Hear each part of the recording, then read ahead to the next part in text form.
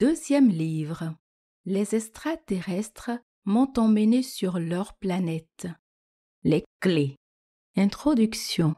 Ces écrits sont des clés qui permettent d'ouvrir les esprits que des millénaires d'obscurantisme ont enfermés dans une gangue. La porte qui enferme l'esprit humain est bloquée par de nombreuses serrures qu'il faut ouvrir toutes en même temps si l'on veut le faire sortir vers l'infini. Si on ne se sert que d'une clé, les autres verrous resteront bloqués et si on ne les maintient pas tous ouverts en même temps, quand on ouvre le suivant, le premier se referme, empêchant l'ouverture. La société humaine a peur de ce qu'elle ne connaît pas. Elle a donc peur de ce qui se trouve derrière cette porte, même si c'est le bonheur par l'atteinte de la vérité. Elle force donc, elle aussi, pour empêcher que certains n'en trouvent cette porte et elle préfère qu'ils demeurent dans leur malheur et leur ignorance. C'est un obstacle de plus sur le pas de la porte par où l'esprit peut se libérer.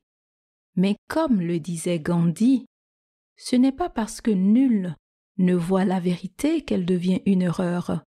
Aussi, si vous entreprenez d'ouvrir cette porte, ignorez les sarcasmes de ceux qui n'ont rien vu ou qui, ayant vu, font semblant de ne rien voir par peur de ce qu'ils ne connaissent pas. Et si l'ouverture de la porte vous semble trop difficile, demandez l'aide d'un guide, car les guides ont déjà ouvert la porte de leur esprit et ils connaissent les difficultés de la manœuvre. Ils ne pourront pas ouvrir votre porte pour vous, mais ils pourront vous expliquer les diverses techniques qui permettent d'y parvenir. Ils sont d'autre part des témoins vivants du bonheur qu'apporte l'ouverture de la porte et la preuve que ceux qui ont peur de ce qu'il y a derrière sont dans l'erreur. L'homme. Dans tous les cas, il faut toujours considérer les choses par rapport à 4 plans. Tout d'abord, par rapport à l'infini, par rapport aux Elohim, nos pères, nos créateurs, puis par rapport à la société humaine, enfin, par rapport à l'individu. Le plan le plus important est celui par rapport à l'infini.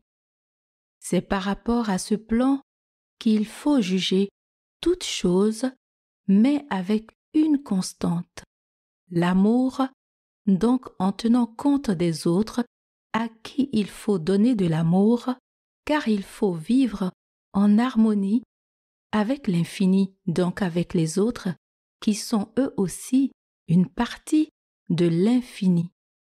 Ensuite, il faut tenir compte des conseils donnés par les Elohim, nos créateurs, et faire en sorte que la société humaine écoute les conseils de ceux qui l'ont engendré.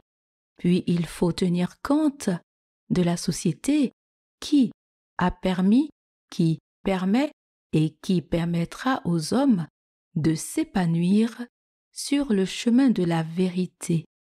Il faut en tenir compte, mais ne pas la suivre.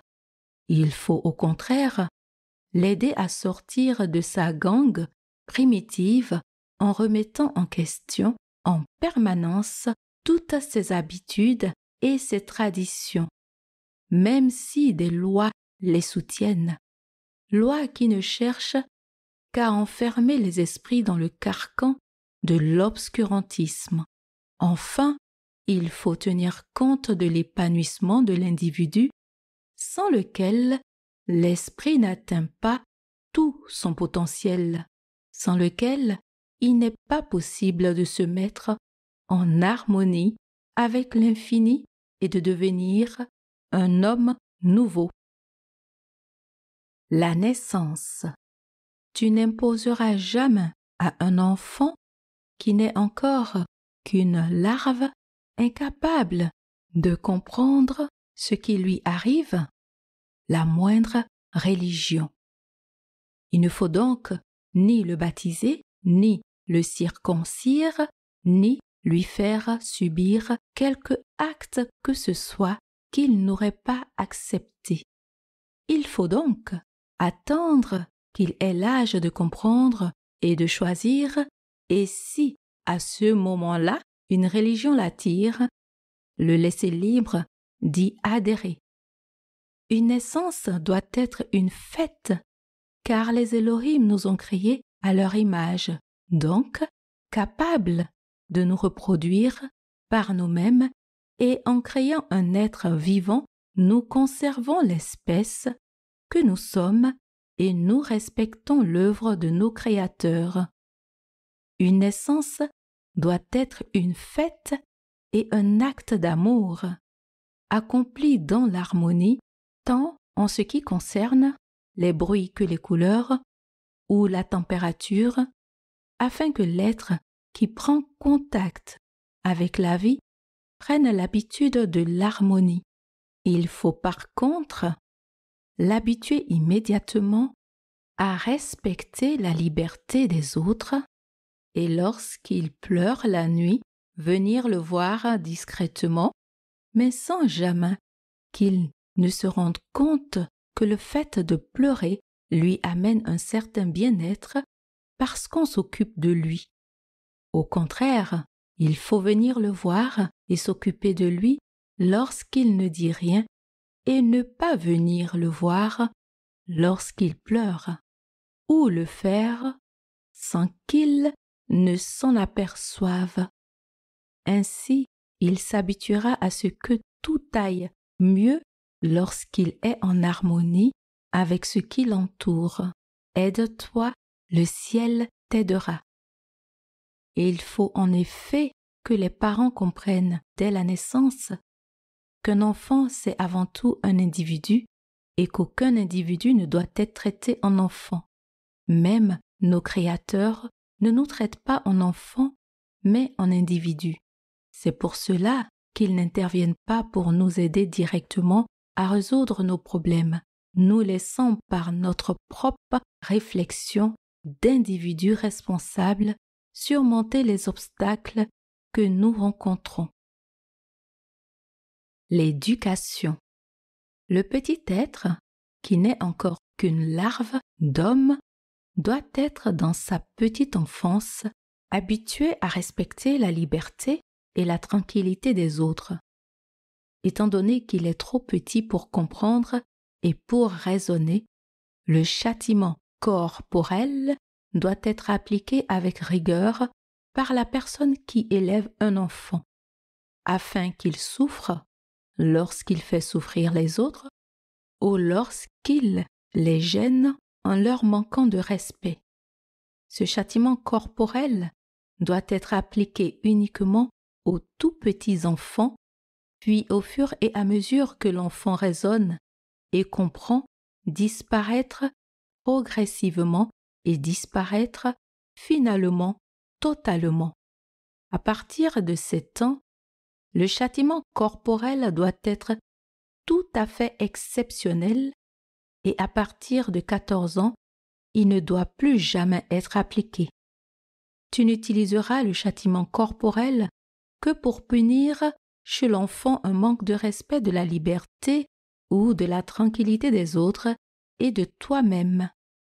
Tu apprendras à ton enfant à s'épanouir et tu lui apprendras à toujours prendre du recul par rapport à ce que la société et ses écoles peuvent lui inculquer.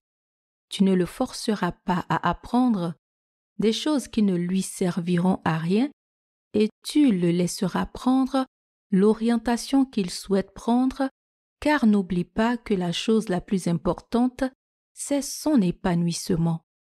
Tu lui apprendras toujours à juger les choses successivement par rapport à l'infini, par rapport à nos créateurs, par rapport à la société et par rapport à lui-même.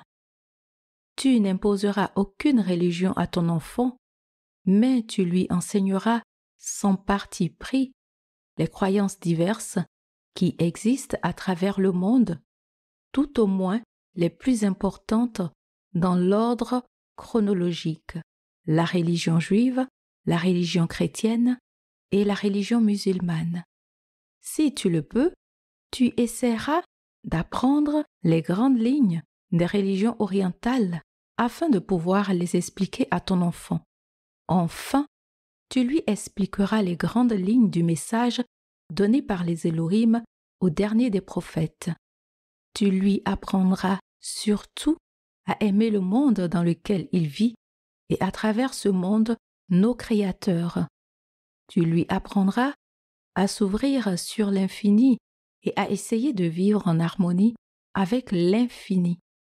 Tu lui apprendras l'œuvre merveilleuse qu'ont accompli les Elohim, nos créateurs, à réfléchir et à chercher toujours afin que les hommes soient un jour capables de refaire ce que leurs créateurs ont fait, créer ailleurs d'autres humanités scientifiquement. Tu lui apprendras à se considérer comme une partie de l'infini, c'est-à-dire beaucoup et peu de choses. Tu es poussière et tu redeviendras poussière.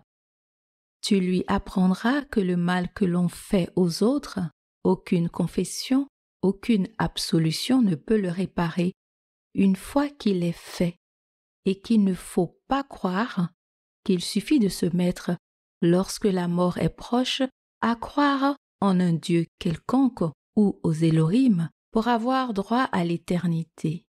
Tu lui apprendras que nous sommes jugés sur ce que nous faisons tout au long de notre vie et que la route qui mène à la sagesse est longue et qu'il faut bien toute une vie pour s'y engager suffisamment.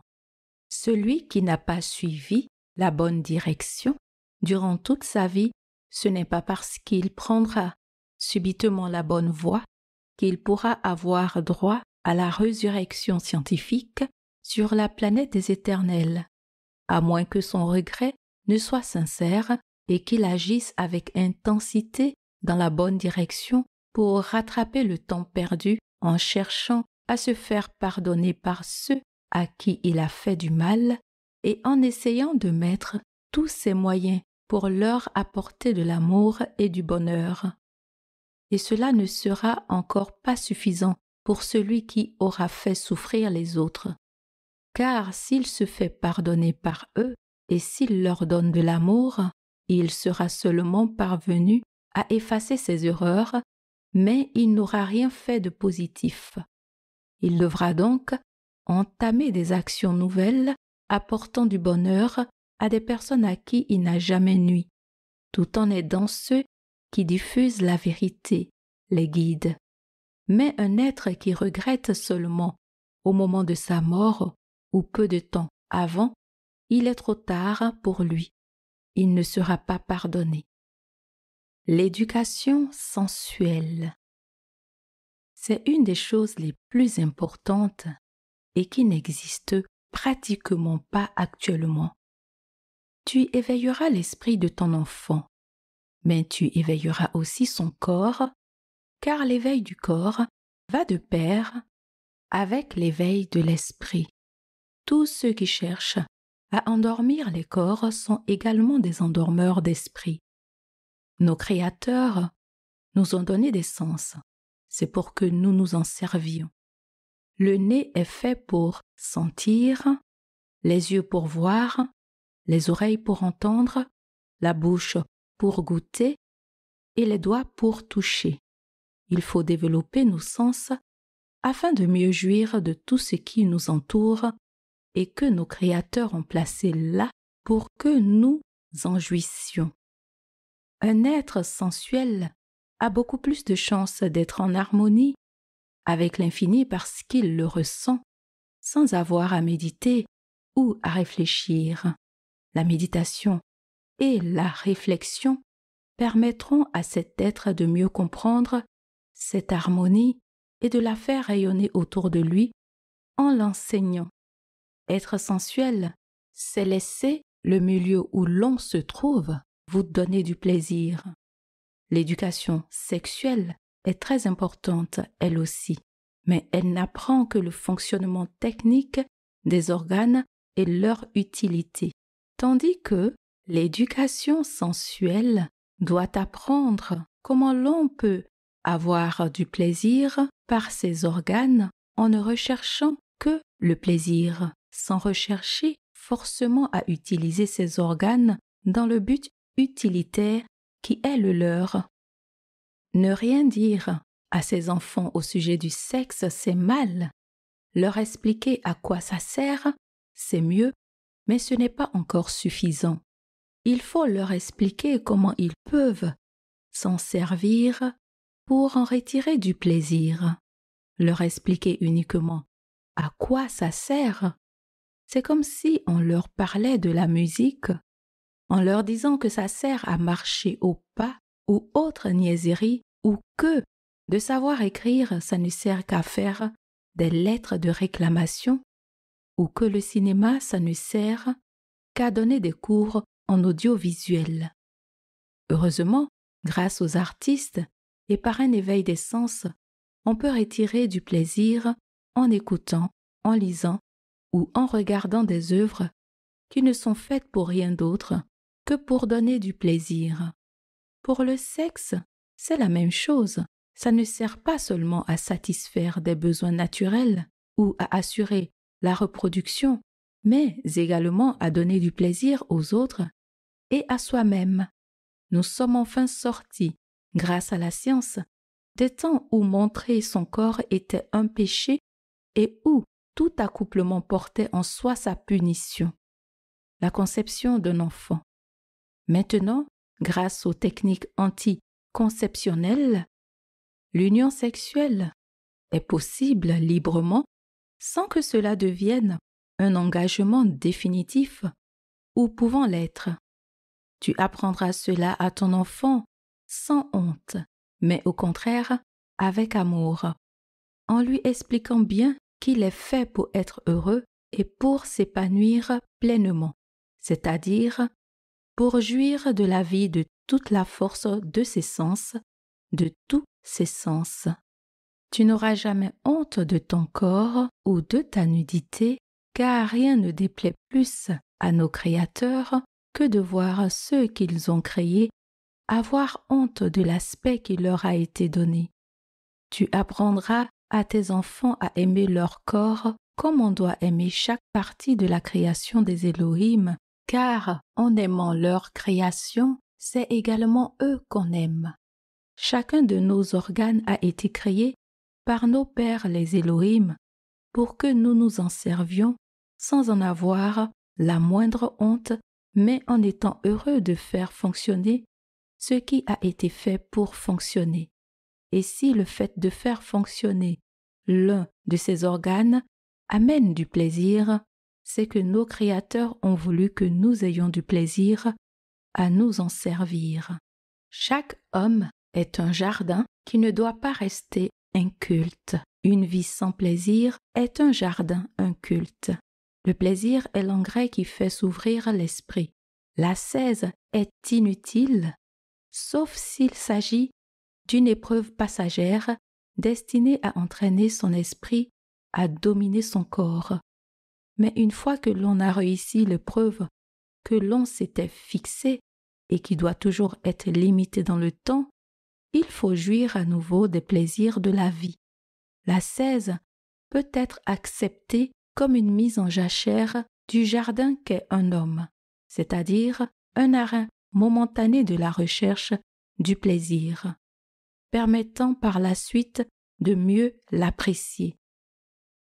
Tu habitueras tes enfants à avoir de plus en plus de liberté en les considérant toujours et avant tout comme des individus.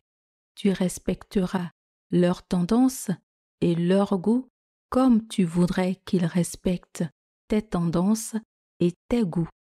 Et dis-toi bien toujours que ton enfant est ce qu'il est et que tu ne pourras pas en faire ce que tu veux qu'il soit, comme il ne pourra pas faire de toi ce qu'il veut que tu sois. Respecte-le pour qu'il te respecte et respecte ses goûts pour qu'il respecte les siens. L'épanouissement. Un individu doit chercher à s'épanouir selon ses aspirations et ses goûts, sans se préoccuper de ce qu'en pensent les autres, dans la mesure où il ne fait pas de mal aux autres. Si tu as envie de faire quelque chose, regarde d'abord si cela ne fait de mal à personne, puis fais-le sans t'occuper de ce qu'en pensent les autres. Si tu as envie d'avoir une expérience sensuelle ou sexuelle avec un ou plusieurs autres individus, quel que soit leur sexe, dans la mesure où ceux ou ces individus sont d'accord, tu peux agir suivant tes envies. Tout est permis dans la voie de l'épanouissement, de l'ouverture de son corps, donc de son esprit. Nous sortons enfin des temps primitifs où la femme était uniquement considérée comme un organe reproducteur appartenant à la société. La femme peut maintenant, grâce à la science, s'épanouir librement, sensuellement, sans avoir à redouter la punition de la grossesse. La femme est enfin réellement égale à l'homme, puisqu'elle peut réellement jouir de son corps, sans avoir à craindre de supporter seule les conséquences non désirées de ses actes. Faire un enfant est quelque chose de trop important pour que ça ne soit dû qu'au hasard. Lorsque tu feras un enfant, tu le feras en sachant que tu le fais et en ayant choisi de le faire dans un merveilleux acte d'amour, mûrement décidé et sûr de le désirer réellement. Car un enfant ne peut être réussi que s'il a été réellement désiré au moment même de sa conception. Le moment de la conception est le moment le plus important, car c'est là que la première cellule, donc le plan de l'individu, est conçu. Ce moment doit donc être désiré afin que cette première cellule soit fabriquée dans une parfaite harmonie. Les deux esprits des parents étant conscients et pensant fortement à l'être qu'ils sont en train de concevoir. C'est là un des secrets de l'homme nouveau. Si tu ne cherches que l'épanouissement de ton corps, donc de ton esprit, utilise les moyens que la science met à ta portée, à savoir, pour commencer, la contraception. Ne fais un enfant que lorsque tu seras toi-même épanoui, afin que l'être que tu concevras soit le fruit de l'union de deux êtres épanouis. Pour atteindre l'épanouissement, utilise les moyens que la science met à ton service pour te permettre d'ouvrir ton corps au plaisir sans risque. Le plaisir et la procréation sont deux choses distinctes qu'il ne faut pas confondre. La première sert à l'individu, la deuxième à l'espèce. C'est seulement lorsqu'un individu est épanoui qu'il peut créer un être épanoui.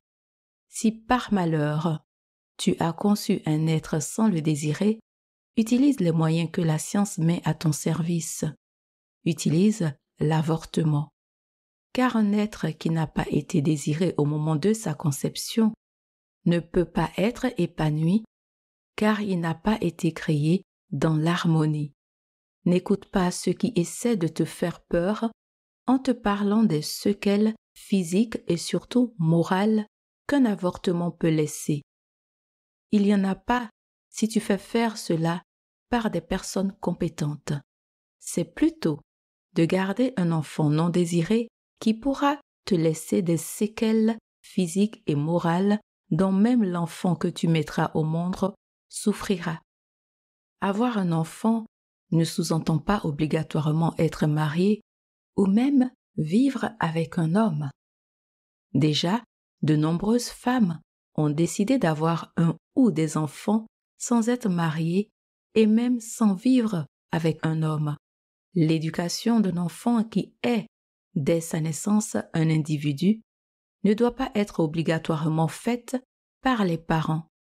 Il serait même souvent préférable que cette éducation soit faite par des personnes spécialisées qui contribueraient bien davantage que certains parents à l'épanouissement de leur enfant. Si tu as envie d'avoir un enfant sans vivre avec un homme, agis comme tu le souhaites, épanouis-toi comme tu l'entends, sans te soucier de ce que pensent les autres. Et si tu choisis cela, ne te crois pas condamné pour autant à vivre définitivement seul. Reçois les hommes qui te plairont et qui seront autant d'exemples masculins pour ton enfant. Et tu peux même décider un jour de vivre avec un homme. Cela non seulement ne posera aucun problème à ton enfant, mais contribuera à son épanouissement. Le changement d'environnement est toujours positif pour un enfant.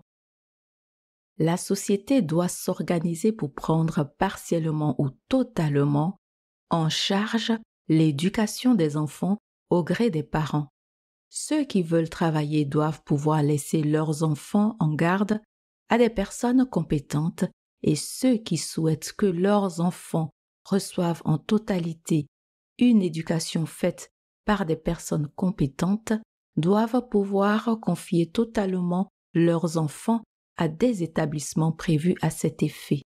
Ainsi, si tu crées un enfant en le désirant, mais qu'une fois qu'il est là, tu t'es séparé de ton compagnon ou que pour une toute autre raison, tu ne le désires plus, tu pourras le confier à la société afin qu'elle l'élève dans l'harmonie nécessaire à son épanouissement.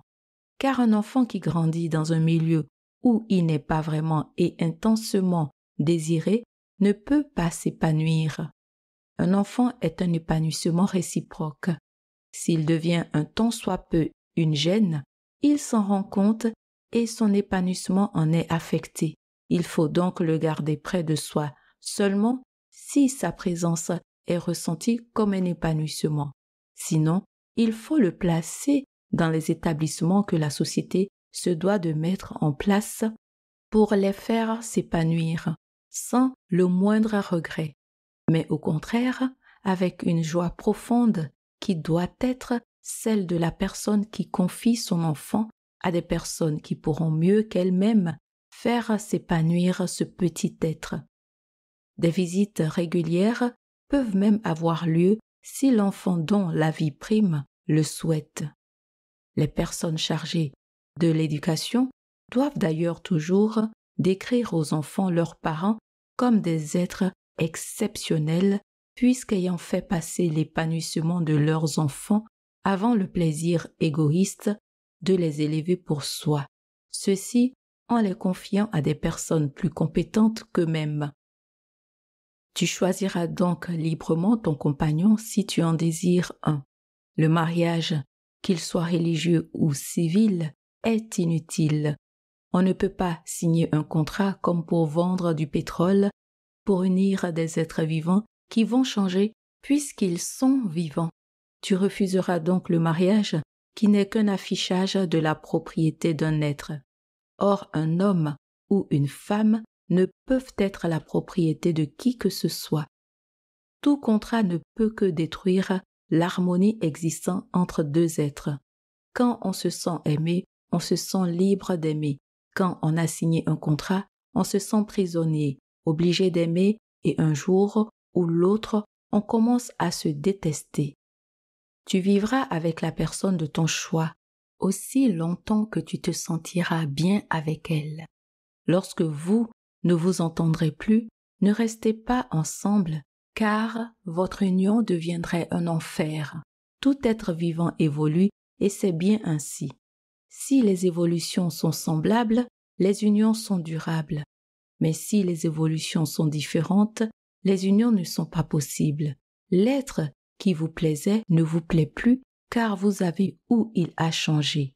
Il faut vous séparer en conservant de votre union un bon souvenir au lieu de la salir par des tiraillements déclenchant l'agressivité. Un enfant choisit le vêtement qui lui va et lorsqu'il a grandi, ce vêtement est trop petit pour lui. Il doit le quitter pour en mettre un autre, sinon il finira par se déchirer. Pour les unions, c'est la même chose. Il faut se quitter avant de se déchirer. Ne te fais surtout pas de soucis pour ton enfant. Il vaut mieux pour lui être seulement avec l'un de ses parents dans l'harmonie qu'être avec les deux dans la discorde ou sans une harmonie parfaite. Car n'oublie pas que les enfants sont avant tout des individus. La société doit absolument assurer aux personnes âgées une vie heureuse et sans souci matériel.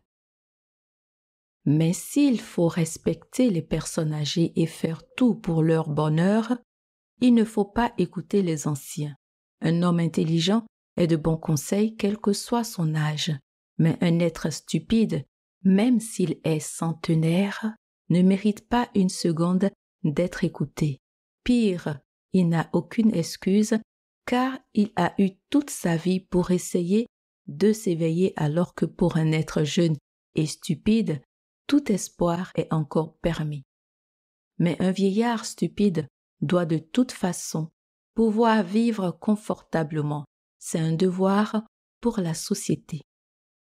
La mort ne doit pas être l'occasion de rassemblements tristes, mais au contraire d'une fête joyeuse, car c'est le moment où l'être cher accède peut-être au paradis des éternels en compagnie des Elohim, nos créateurs. Tu demanderas donc à ne pas être enterré religieusement, mais tu feras don de ton corps à la science ou tu demanderas à ce qu'on le fasse disparaître le plus discrètement possible, sauf l'os de ton front, plus précisément la partie située au-dessus du début du nez à 33 mm au-dessus du milieu de l'axe, reliant tes deux pupilles, au moins 1 cm² de cet os, que tu feras envoyer au guide des guides afin qu'il le préserve dans notre ambassade terrestre. Car chaque homme est suivi par un ordinateur qui note et fera le bilan de ses actions à la fin de sa vie. Mais les hommes qui prennent connaissance des messages que Raël transmet seront recréés d'après les cellules qu'ils auront laissées dans notre ambassade. Pour eux, la recréation n'aura lieu que s'ils font envoyer au guide des guides, après leur mort, la partie de leur corps demandée.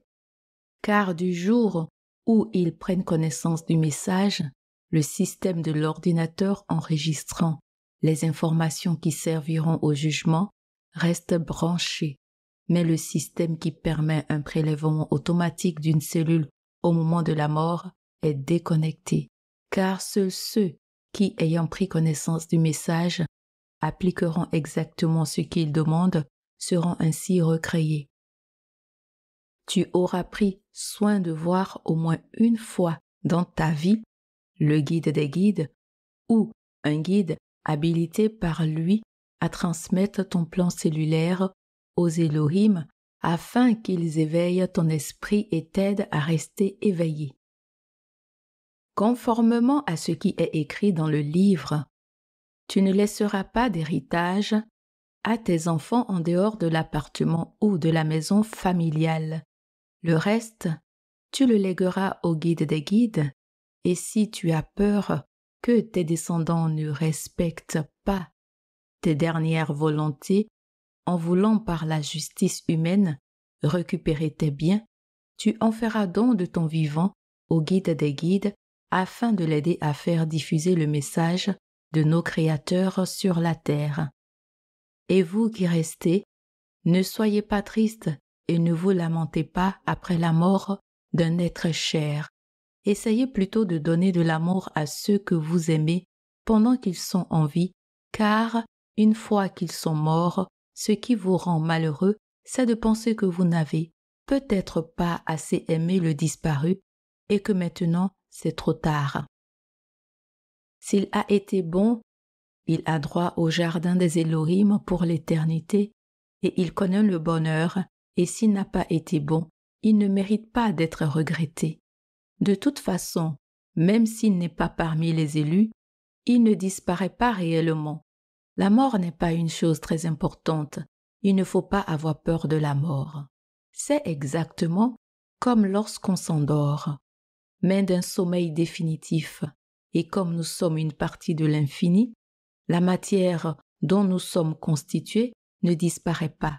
Elle continue à exister dans le sol ou dans les plantes, ou encore dans les animaux, en perdant évidemment toute homogénéité et donc toute identité. Mais cette partie de l'infini, qui a été organisée par nos créateurs selon un plan bien précis, retourne à l'infini en restant une partie de cette petite boule qui s'appelle la Terre et qui est vivante.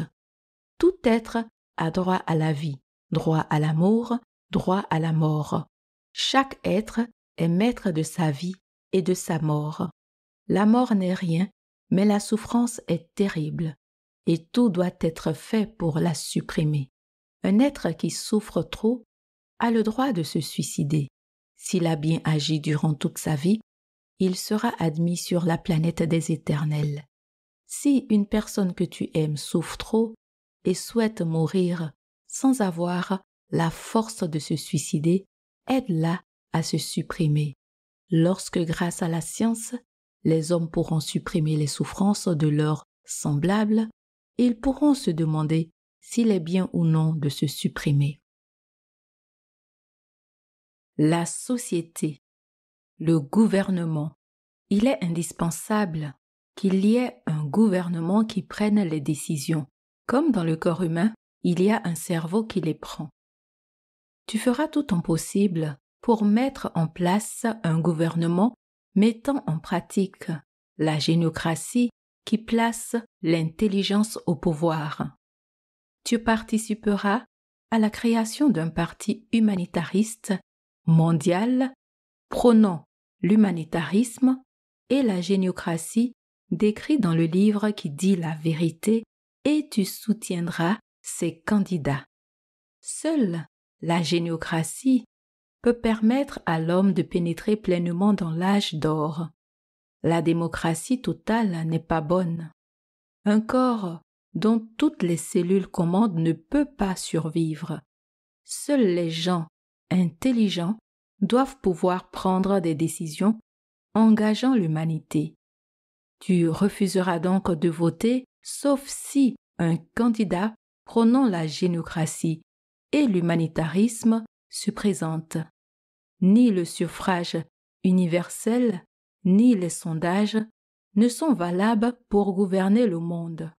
Gouverner, c'est prévoir et non pas suivre les réactions d'un peuple moutonnier dont une très petite partie est suffisamment éveillée pour guider l'humanité, comme il y a très peu de gens éveillés. Si l'on se fie au suffrage universel ou au sondage, les décisions prises sont le choix de la majorité, donc de ceux qui ne sont pas éveillés et qui réagissent en fonction de leur satisfaction immédiate ou de leur réaction instinctive inconsciemment encroûtée dans leur gang d'acquis obscurantistes. Seule est valable la géniocratie qui est une démocratie sélective. Comme cela est dit dans la première partie de ce livre, seuls les gens dont le niveau d'intelligence à l'état brut est supérieur de 50% à la moyenne doivent être éligibles et seuls ceux dont le niveau d'intelligence à l'état brut est supérieur de 10% à la moyenne peuvent être électeurs. Déjà, des savants sont en train de mettre au point des techniques permettant de mesurer l'intelligence à l'état brut. Suivez leurs conseils et faites en sorte que les enfants surdoués, le minerai le plus précieux de l'humanité, reçoivent une éducation à la hauteur de leur génie, car l'éducation normale est faite pour des enfants normaux, donc moyennement intelligents. Ce n'est pas le nombre de diplômes obtenus qui compte, car cela ne fait qu'appel qu'à une faculté peu intéressante, la mémoire, que des machines peuvent remplacer. L'intelligence à l'état brut, c'est ce qui fait que des paysans ou des ouvriers peuvent être beaucoup plus intelligents que des ingénieurs ou des professeurs. Cela peut être comparé au bon sens, au génie créateur, car la plupart des inventions ne sont qu'une question de bon sens. Gouverner, c'est prévoir. Et tous les grands problèmes qui se posent maintenant à l'humanité prouvent que les gouvernements n'ont pas prévu et qu'ils n'étaient donc pas capables de gouverner. Ce n'est pas un problème de personne, mais un problème de technique, de choix des responsables. C'est le système de choix qui n'est pas bon. Il faut remplacer la démocratie sauvage par une démocratie sélective, la géniocratie qui place au pouvoir des êtres intelligents. C'est la moindre des choses. Les lois humaines sont indispensables et tu les respecteras en faisant en sorte que celles qui sont injustes ou déplacées soient modifiées. Entre les lois humaines et celles de nos créateurs, tu n'hésiteras pas un instant, car même les juges humains seront jugés un jour par nos créateurs. La police est indispensable aussi longtemps que l'homme n'a pas découvert le moyen médical qui permet de supprimer la violence et d'empêcher les criminels ou ceux qui attentent aux libertés d'autrui d'agir. Contrairement aux militaires qui sont des gardiens de la guerre, les policiers sont eux des gardiens de la paix et sont provisoirement indispensables en attendant que la science ait résolu ce problème. Tu refuseras de faire ton service militaire en demandant à bénéficier du statut d'objecteur de conscience qui te permet d'effectuer un service dans une branche où l'on ne porte pas d'armes, comme tu en as le droit si tes convictions religieuses ou philosophiques t'interdisent de tuer ton prochain, ce qui est le cas pour ceux qui croient aux Elohim, nos créateurs, et veulent suivre les directives du guide des guides. Contrairement à ce que bien des jeunes croient, les objecteurs de conscience ne vont pas en prison mais effectuent un service civil ou dans une spécialité où l'on ne porte pas d'armes, mais pendant une durée double de la durée normale du service militaire. Il vaut mieux être, durant 2 ans, dans des bureaux que s'entraîner pendant 1 an aux techniques qui permettent de tuer son prochain. Le service militaire est à supprimer d'urgence dans tous les pays du monde. Tous les militaires de carrière doivent être transformés en gardiens de la paix mondiale, c'est-à-dire mis au service de la liberté et des droits de l'homme. Le seul régime valable est celui de la géniocratie appliquant l'humanitarisme. Le capitalisme est mauvais car il a servi l'homme à l'argent et au profit de certains sur le dos des autres. Le communisme est également mauvais car il donne plus d'importance à l'égalité qu'à la liberté. Il doit y avoir égalité des hommes entre eux au départ, à la naissance, mais pas après. Si tous les hommes ont droit à avoir de quoi vivre décemment, ceux qui font plus que les autres pour leurs semblables ont droit à avoir plus que ceux qui ne font rien pour la communauté.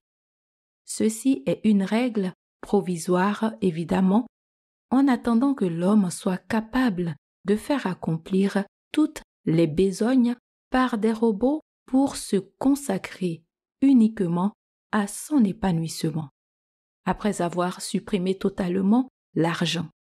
En attendant, il est honteux que, pendant que des hommes meurent de faim, d'autres jettent la nourriture pour que les cours ne s'effondrent pas. Au lieu de jeter ces aliments, ils doivent les distribuer à ceux qui n'ont rien à manger. Le travail ne doit pas être considéré comme quelque chose de sacré. Chaque être a droit à avoir de quoi vivre, même s'il ne travaille pas. Chacun doit chercher à s'épanouir dans la branche qui l'attire. Les hommes, s'ils s'organisent, n'en ont pas pour longtemps à faire en sorte que tous les travaux indispensables soient entièrement mécanisés et automatisés. Ils pourront alors s'épanouir librement.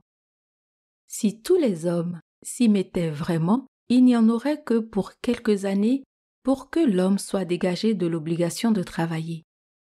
Il suffit que toutes les capacités techniques et scientifiques, que tous les travailleurs dans un merveilleux élan de solidarité pour la liberté humaine des contraintes matérielles se mettent à travailler d'arrache-pied, non plus pour des intérêts particuliers, mais pour la communauté tout entière et pour son bien-être en utilisant tous les moyens qui sont gaspillés pour des budgets militaires ou pour d'autres niaiseries du même type, comme la réalisation d'armes atomiques ou de vols spatiaux qui seraient bien mieux étudiés et beaucoup plus faciles une fois l'homme libéré des contraintes matérielles.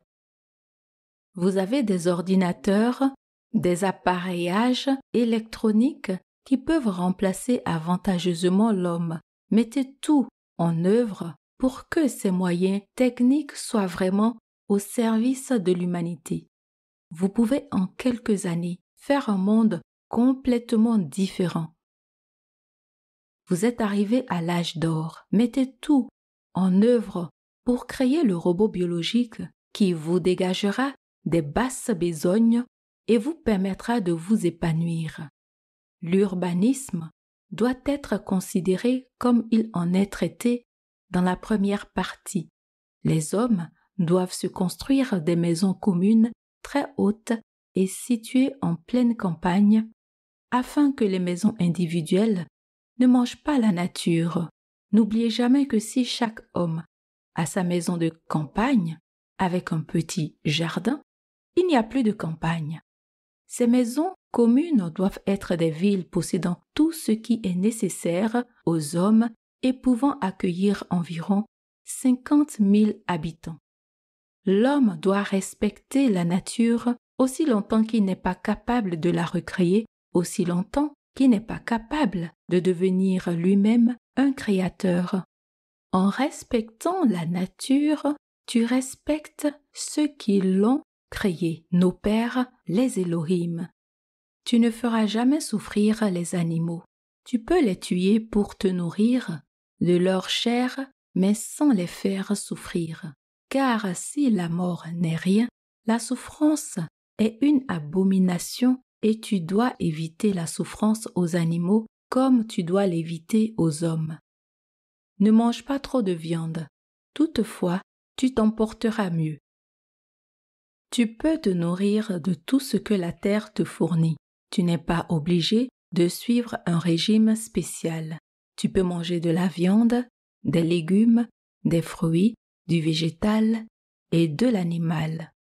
Il est stupide de suivre un régime végétarien sous prétexte de ne pas vouloir se nourrir de la chair d'autres êtres vivants. Les plantes sont également vivantes et souffrent de la même façon que toi. Tu ne feras pas souffrir les plantes qui sont vivantes tout comme toi. Tu ne t'enivreras pas avec des boissons alcoolisées. Tu peux boire un peu de vin en mangeant car c'est un produit de la terre, mais jamais t'enivrer. Tu peux exceptionnellement boire des boissons alcoolisées, mais en quantité infime et accompagnées d'aliments solides afin de ne jamais t'enivrer, car un homme qui s'enivre n'est plus capable de se mettre en harmonie avec l'infini ni de se contrôler, et c'est quelque chose qui est lamentable aux yeux de nos créateurs. Tu ne fumeras pas, car le corps humain n'est pas fait pour ingurgiter de la fumée. Ceci a des effets lamentables sur l'organisme et empêche un épanouissement total et une mise en harmonie avec l'infini. Tu n'utiliseras pas de drogue, tu ne te drogueras pas, car l'esprit éveillé n'a besoin de rien pour approcher de l'infini. C'est une abomination aux yeux de nos créateurs que de voir des hommes penser que l'homme doit prendre de la drogue pour s'améliorer. L'homme n'a pas besoin de s'améliorer car il est parfait, car il est fait à l'image de ses créateurs. Dire que l'homme est imparfait, c'est insulter nos créateurs qui nous ont créés à leur image. L'homme est parfait mais il devient imparfait en pensant qu'il ne l'est pas et en étant résigné. Un effort de chaque instant pour se maintenir en état d'éveil permet de demeurer parfait, c'est-à-dire tel que nous ont créé les Elohim.